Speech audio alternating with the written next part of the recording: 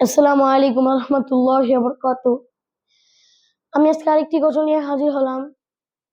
আশা করি আজকের গজলটি আপনাদের কাছে খুবই ভালো লাগবে। যদি রাত লিখতে লিখতে চোখে ঘুম চলে আসে, তুমি দেখা দিও রাসূল আমার স্বপনে এসে।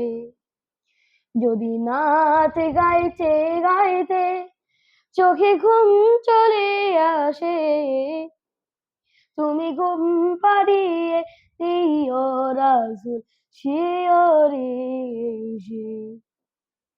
আমি সুপ্ত গাছি গানে তোমার ভাবনায়, কত সুর মেখেছে তারে মনের মতো সাজায়। আমি সুপ্ত গাছি গানে তোমার ভাবনায়, কত সুর মেখে যে তারে মনের মতো সাজায়।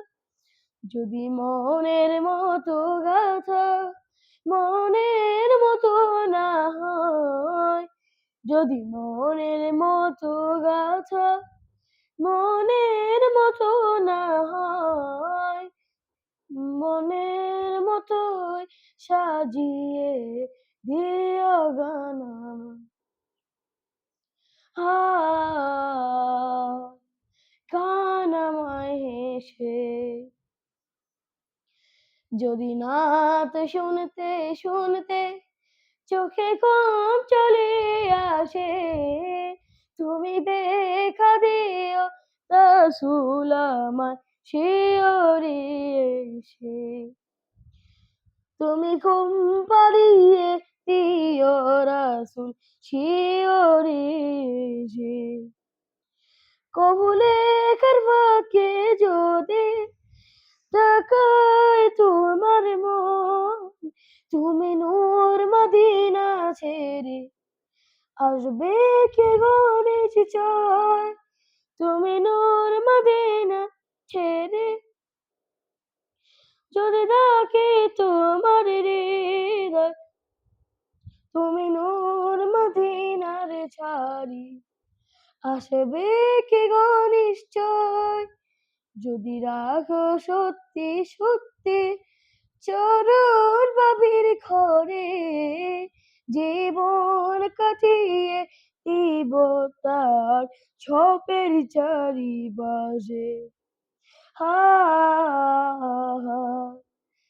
ছাপের চারিপাশে।